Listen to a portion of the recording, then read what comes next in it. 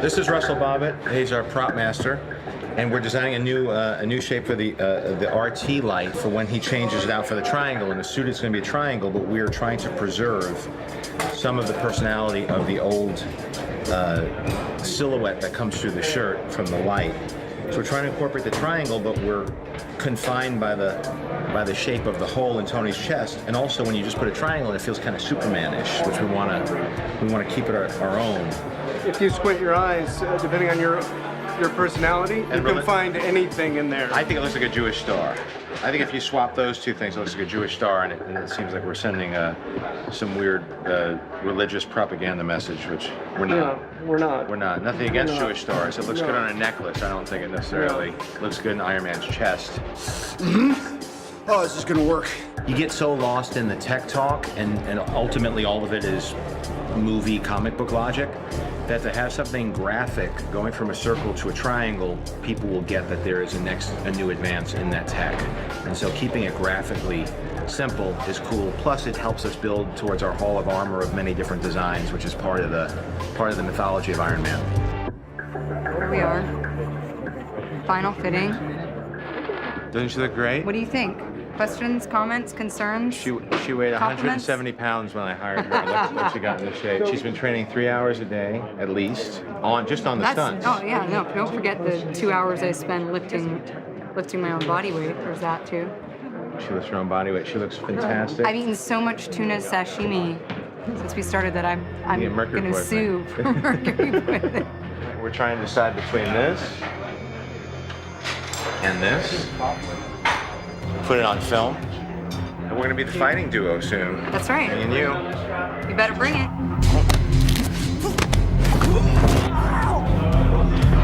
Hi, I'm Heidi. I'm Scarlett's stunt double.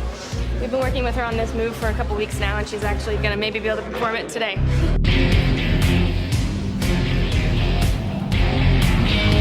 It's kind of a cartwheel, a one-armed cartwheel with a leg locked around the guy's neck, and then you yank him down to the ground. He does a front flip to his back.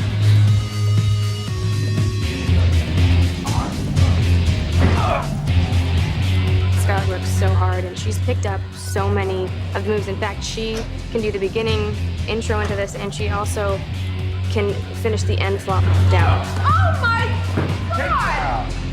Happy, are you all right? What'd you just do? Sorry about that. It was just You just got served, Happy. Day 44 in the garage, our last day in the garage.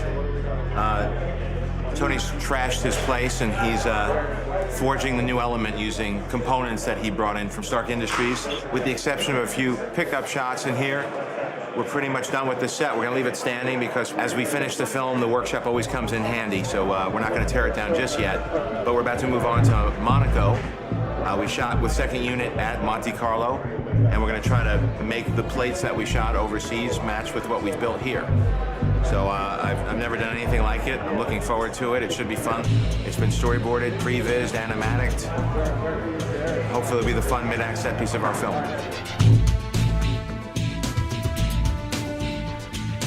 It's important to us to showcase that Tony Stark, that Iron Man is a global hero. He's a jet setter, so the idea of shooting in Monaco and the idea of actually shooting in Monaco during the historic Grand Prix was very exciting.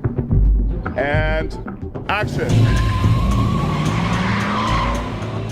Et puis quand on fasse le plan avec la Silverado, je laisserai bloquer. Monaco to me encapsulates all of Tony's worldly endeavors and also a passion of his, which is racing. The historic race at Monaco has the best of the Formula One cars. The cars all have about 500 horsepower, driven by the owner-drivers who are Tony Stark type of characters with a fairly high level of wealth.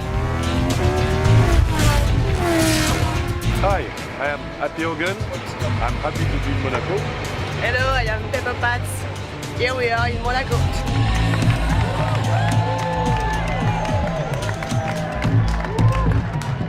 3, 2, 1, go! It's our first day of shooting here in Monaco. We had to close off a certain section of the circuit and run all of our vehicles through to mimic the movements of both the race cars, the start car, as well as Happy and Pepper in the Rolls Royce as they come to help Tony save the day. 400-meter mark. See where the gap is? Yeah. No barrier? Yeah. Right there is where it should happen. Yeah, I think we have to, it's a boom down to that. And action. It's a combination of empty plates, sort of cars driving with cameras down the street, into which we'll add digital race cars of Tony racing, background plates behind people, just to make it feel like we're actually in Monaco. And then we'll combine that with other material we shoot in sets in LA that are also built to replicate this environment. To make it look as if the entire fight and all of the actors were here in Monaco, whereas they actually weren't. All of their work is shot in Downey, California. When you're recreating a race, how do you get around all these logistics? The race cars are very temperamental. You can only start them up once. It takes 12 people to start it up. There's a team that runs the car. So we built a section of the track that we could use as a foreground, where we could actually flip cars and have explosions and have people in the stands and direct, because that wouldn't have really been possible.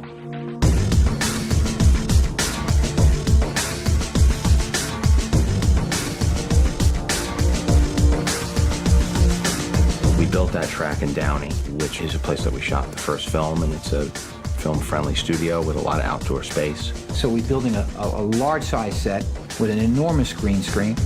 It's a thrill, it's a challenge, it's much more complex than any sequence we did in the first film. And it's not even our biggest sequence in this film. The whole Monaco scene, I think, is just going to be ridiculously off the hook, and I'm really excited to see that whole whiplash sequence. So Tony Stark himself is racing in the Monaco Historic Grand Prix. He brushes it off. He's going to go have fun because that's what he does. He ends up getting into trouble, and that's one of our biggest action scenes.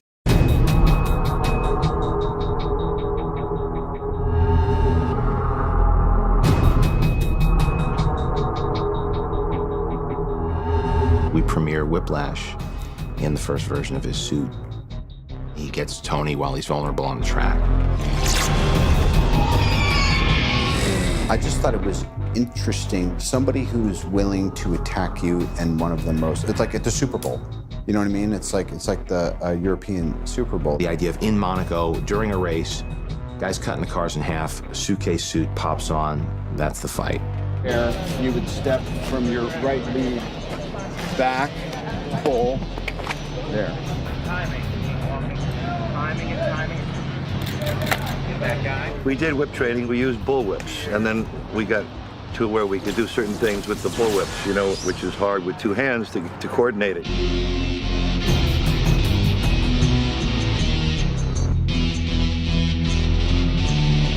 Grabs him by the neck and the arm. Yeah. By the neck and the arm, grabs around, pulls up, and then we'll pick the proper trajectory and animation.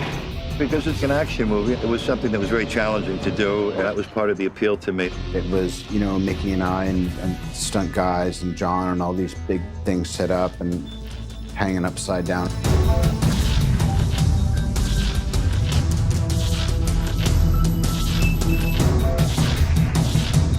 It's all coming off the sup around here. Yeah. And I'll do that. You're not in the scene! Back it up, John! Back it up! You're on my balls, man! You're killing me! Yeah, back it up! I got the wrong pages! I got the wrong pages! I don't have the whips! I don't have anything! Back it up! Back it up! With the cars blowing up and flipping in the air, it would be so easy to say, let's just do that as a digital car. What we did is, Dan Sudik, who's our special effects person, came up with a way to catapult cars in the air, flip them, they blow up. It's always nice to mix the practical with the digital. So when we do the planning of the scenes, we always try to figure out what can be done practically to mix with the digital so that it has a better look to the film. We actually built 17 race cars. Some with smoke that gets ejected onto the tires at certain points down the track, so it looks like the tires are locked up. So that's what some of these tubes are. These are our cannons. They'll shoot a 6-inch pole out onto the ground, launching the car into the air. We started months ago. We started probably in January, figuring out the shots, figuring out the track system, you know, doing the math on all the gags. doing some testing, photographing some testing, getting it approved by the director, and that led us to this point here. These cars are really being flipped in the air, tumbling down the track, a quarter-mile track, exploding, and the actors in the scene. It's on a ratchet, so we're going to pull it with a pneumatic device based on the position of the other car in front of it. It's one of those things where we know the acceleration and we have to calculate the deceleration so that we don't launch the cameras off and ruin the film.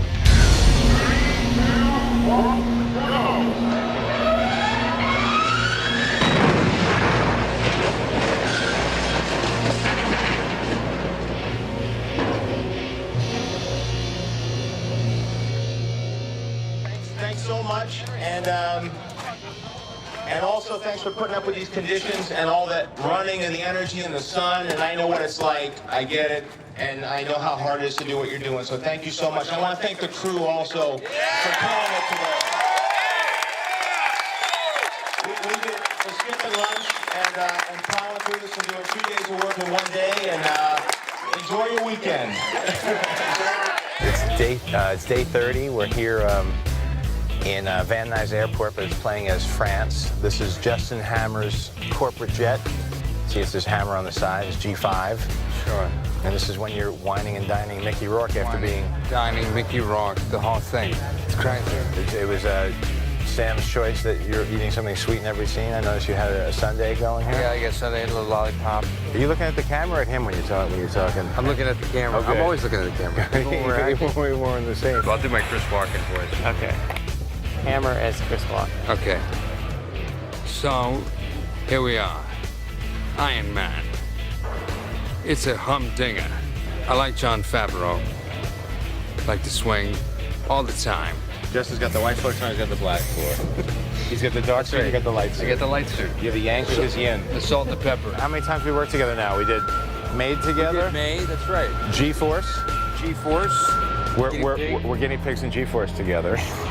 And that's when we first started, we were thinking of you, and that's when I saw you. We started talking about this at the voiceover session for G-Force. That's right, you did. Making movies, very exciting. Lots of hurry up and waits. I like birds, sure, all the time. I like cockatoo. A lot of words today. A lot of words every day. We get guns, we got Senate rooms. You had a little time to prep this scene, though. That was good. We didn't change it on you too much. Yeah, a little time, little memorization. It would be nice to give you a little more time with the words. But things change a lot around here. Yeah. Everything we shoot, it changes everything else. Everything's changing. But we're gonna try to keep your stuff pretty intact so that you could prepare and dig into it. I'm changing my sexual preference on this movie. Everything's changing. Nuts. Everything's up for grabs. I want to get crazy with the cockatoo. Mickey Rourke, rolling around, he's got a bird. First day working with Mickey, what'd you think? Great, I love Mickey. He got a kick out of you. Yeah, he was awesome. Yeah. I liked him a lot, actually. He's like, who is this guy? He's good. I said, yeah, he's good. And that's it, 1 day here, in and out, pretty good. It's on. It's on. Cut. We're setting up here for the Black Widow hallway sequence. This is where she takes out 12 guards and John fights 1 guard. Scarlett and John come through the front door, and this is Hammer Industries. As they come through the front door, they meet up with a guard. John starts fighting. I get to fight a little bit, that is true. I did train, and I got to fight. It was fun.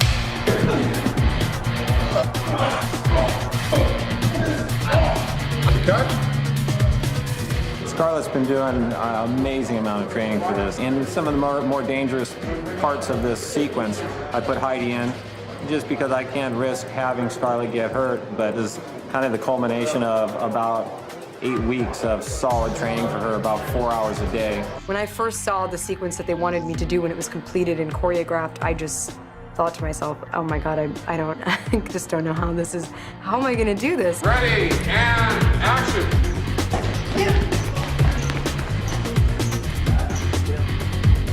This right here, what you're seeing, is the highlight in the film for her, where we're really showing all of Scarlett's talents. Tommy Harper combined a lot of different fighting styles, and she was game for learning it all. I wanted to know what it feels like to hurdle over giant bodyguards and do all kinds of flippy things and whatever, all of that stuff.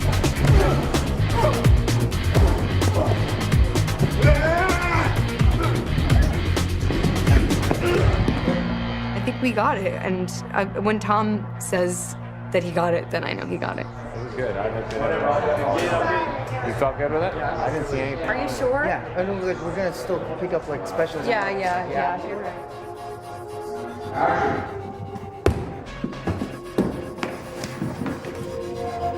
Are the guns in a weird place? Wire. There. Okay. One more, right away. There. Is that helping? That does help. Man, I'm trying to make her badass, man. She's too sweet.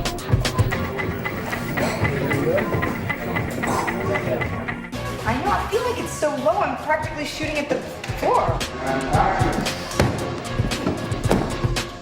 They're wonky. That looked like I was looking right at you. One more. He's gone. And drop the gun. It was a lot of work and very frustrating at times. Let's do one more and have to just sort of cruise out. Reshoots? What reshoots? Is that low enough? Sure. Too low? Great. Which I'm sure you see on the behind the scenes, me just being like, why? No, you know, and wanting to get it right.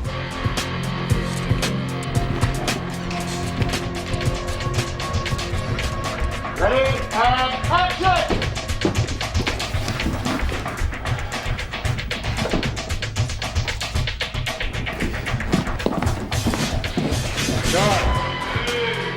Very nice.